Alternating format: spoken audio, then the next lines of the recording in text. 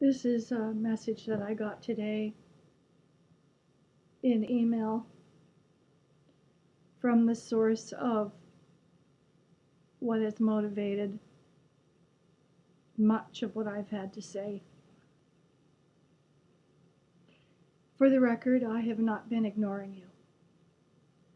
I simply do not feel the need to respond.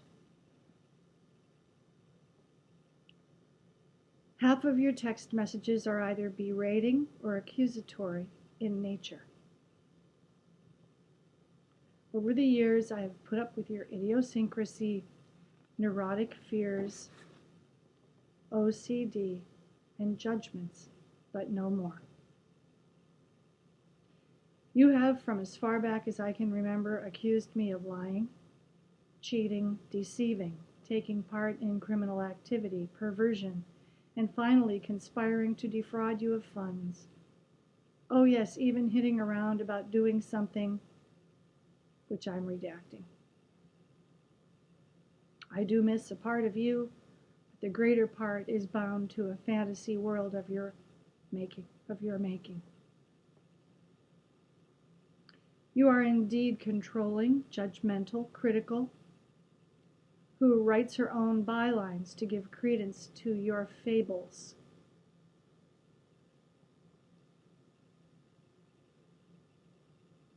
I agreed to bring dinner over under the friend's cloak. You slammed the door in my face, and here we go again. The Lord give it, the Lord take it. The crust of the matter is this. I do not feel comfortable around you. I do not trust your behavior, words, or thoughts. A moment ago, I was crying and thought that if there were tears on my face, somebody who listens would believe me. But I'm not going to fake any tears or anything. I'm just going to respond to this point by point. Not feeling the need to respond to someone who's been a part of your life for 3 years, not feeling the need to respond is probably the most revealing part about this message. There's no need to respond. There's no need felt. I guess responding to me is based in need. And if there's no need, there won't be any response. There's my first lesson. Half of my text messages are either berating or accusatory in nature. Some of them are. Berating, I don't know what I've berated, except in tandem with accusing, based in hard evidence, which I'll get to in a minute. Over the years, my idiosyncrasies, neurotic fears, OCD, and my judgments have been something to put up with, apparently.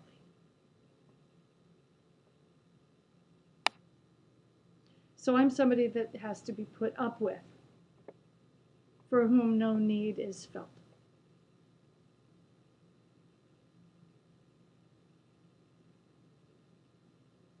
You have, from as far back as I can remember, accused me of lying. There have been lies, and not just once. There's also been the admission of having a problem telling the truth. So how do we get past that? Wouldn't that be a direct contradiction? If you're being accused of lying, why would you have a problem telling the truth? Cheating.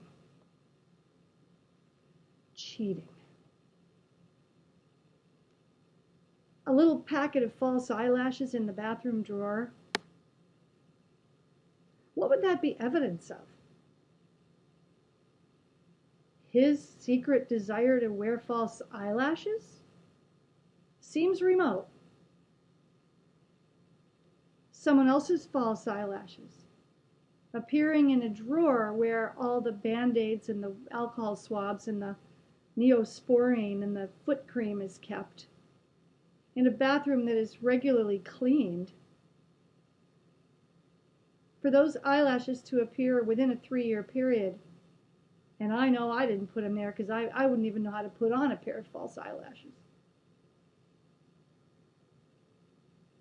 But there they were, and when I asked about them, no idea how they got there. No idea. We'll get to that later. A single wine glass and a half-finished bottle of wine. The explanation for its presence, wanting to make chicken with wine. Then buy sherry? Deceiving, there were admissions to deceit, and not just once.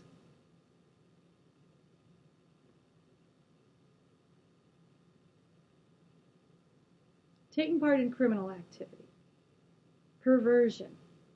That's stuff the therapist remembers are documenting. That's all I'm going to say about that. Conspiring to defraud me of funds. Why would a man ask a woman for her social security number within the first 3 months of their relationship?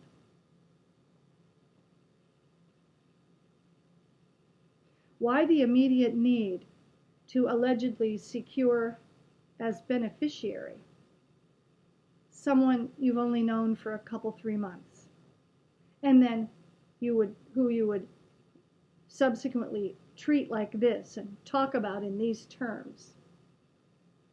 I released my social security number to this person for, allegedly, the purpose of insurance policy of some kind, as beneficiary.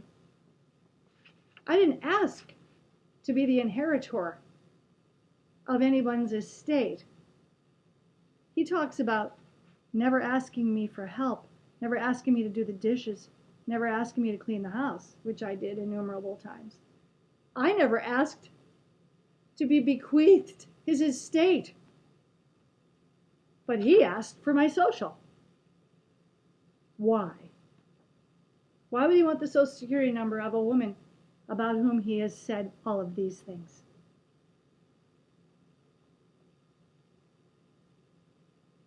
The greater part of me is bound to a fantasy world of my own design. I didn't imagine the eyelashes, the wine glass, the bottle. I didn't imagine the woman's top in the laundry.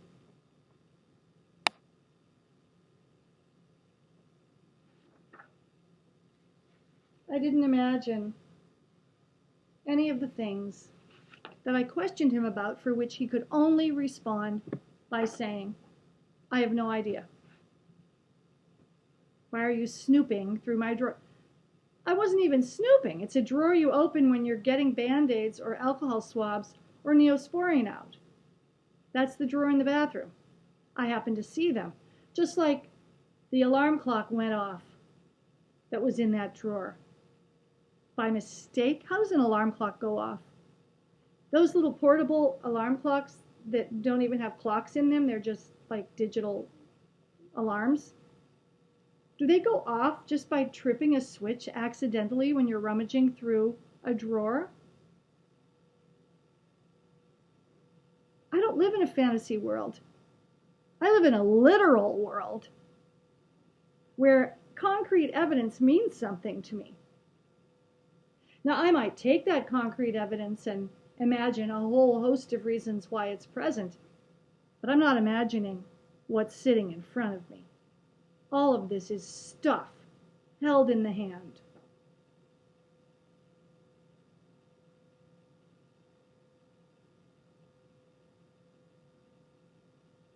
The day that he brought dinner over I had asked if we could get together on a Wednesday.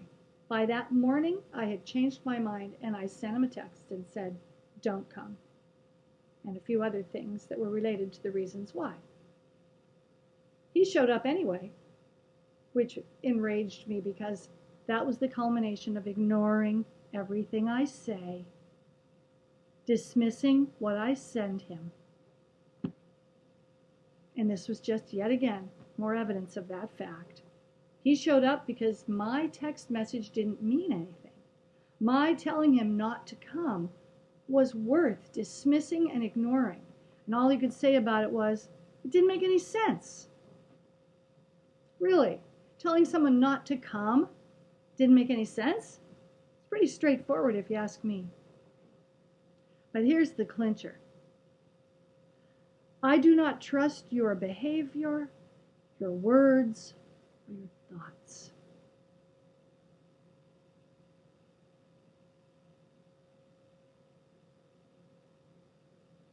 And this is not a narcissist speaking. These are not the words of a narcissist. What else could they be?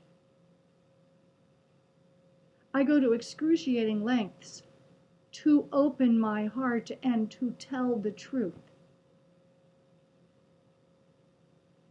To tell me I'm not the one that can be trusted sounds like somebody else's problem, not mine.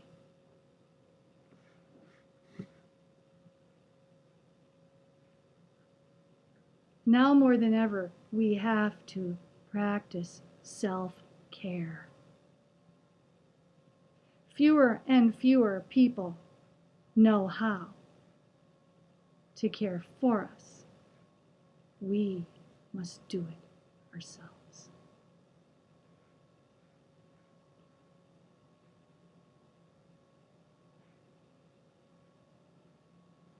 I am so sad and so deflated and so spent. But this hasn't earned the right to destroy me.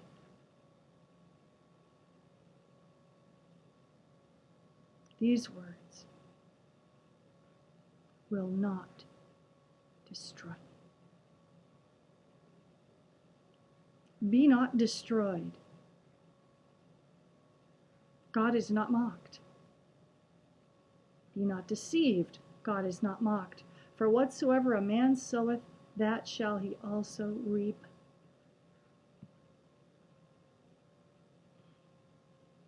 Oh, wow.